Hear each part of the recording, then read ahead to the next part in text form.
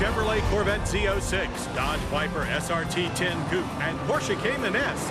Three high-performance road warriors. But are they ready for the racetrack? Find out next on Motorweek.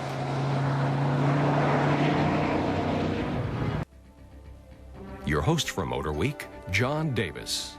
Well, hello and welcome again to Motorweek. We're glad to have you with us. No matter how many quarter miles we run and slaloms we navigate, the only sure way to find out the good and the bad of any high-performance car is on a racetrack. So we've brought three of the best here to Roebling Road Raceway near Savannah, Georgia. The Chevrolet Corvette Z06, this Dodge Viper SRT 10 Coupe, and the Porsche Cayman S. They all have stellar street credentials, but are they ready for the track?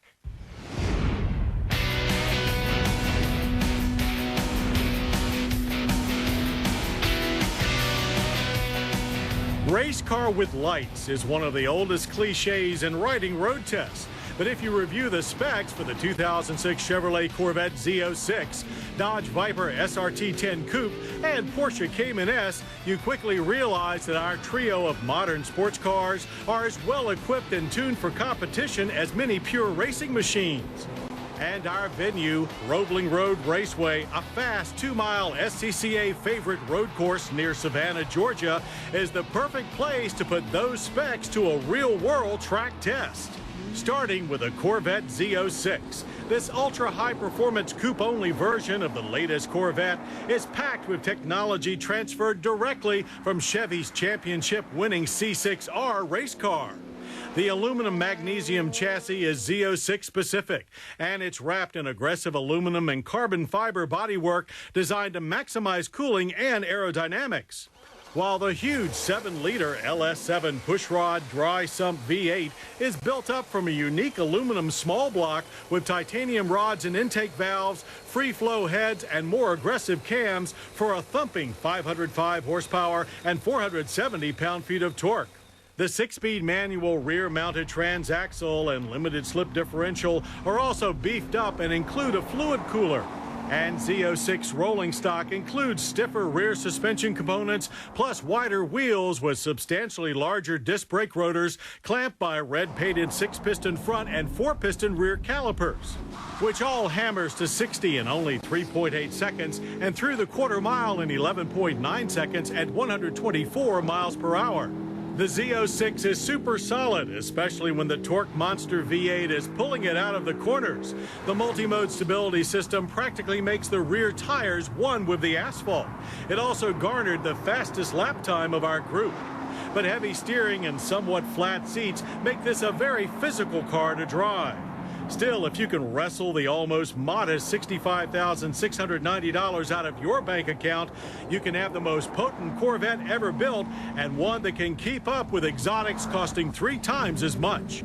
A car that has played a pivotal role in reviving the spirit and form of the American muscle machine is the Dodge Viper SRT 10 Coupe. Even in its second generation, this is a far more bare-bones sports car than the Corvette, yet it shouts classic performance loud and clear. The coupe roof does a very noticeable job of reinforcing the already stiff Viper platform, all clad in still bulging aerodynamic body panels that actually do increase downforce and high-speed stability. Of course, the Viper has always been built around its signature V10, and the latest 8.3-liter pushrod variant delivers a smashing 510 horsepower and 535 pound-feet of torque. From there, it gets even simpler. Between the V10 and the rear wheels is just a 6-speed manual gearbox and limited slip differential with no electronic driver aids. While the chassis is supported by a lightweight aluminum suspension and big 18 and 19-inch wheels stopped by 14-inch Brembo brakes. With 3,450 pounds to move, the big V10 easily pushes the Viper to 60 in 4 seconds flat and through the quarter mile in 12.5 seconds at 118 miles per hour. With its huge power, the Viper requires a carefully controlled throttle just to keep the rear end on the road. However, light and sharp steering and super responsive brakes mean that the Viper Coupe is a less physical car to drive than you might think. And even with a well-heeled price of $86,995, this reptile is still one of the purest driving experiences out there. Of course, not everyone wants American-style pedal-to-the-metal performance. Germany's Porsche has been the consistent choice for Europhile sports car fans for over half a century.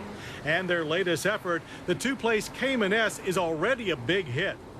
Essentially a hardtop version of the popular Boxster Roadster, the Cayman S is stronger, sleeker, and more powerful than its drop-top sibling.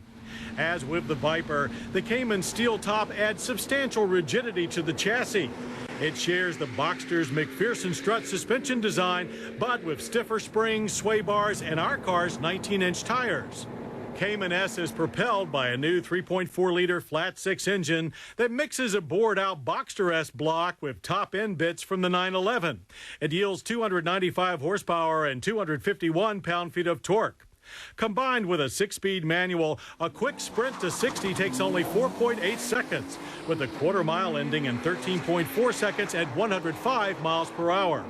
In corners, the Cayman is sharper than even the fabled 911, as well as the Z06 and Viper. The steering is super precise and the chassis superbly balanced. Body roll is almost non-existent, and the optional Porsche Stability Management System modulates all driver aids for maximum traction. The big vented cross-drilled disc also pulled things down when needed without a fuss. The Cayman S is also very driver adaptable, solid and stable for the more restrained driver, or light and tossable for the more exuberant. Either way, it's a lot of exotic car-style performance for $59,695. But then all of our high-performance trio are impressive. They filled our day at Roebling Road with driving nirvana. All three delivered top-notch speed, agility, and braking, but each had its own unique performance flavor. And all are more than ready for a few roundy rounds whenever you are.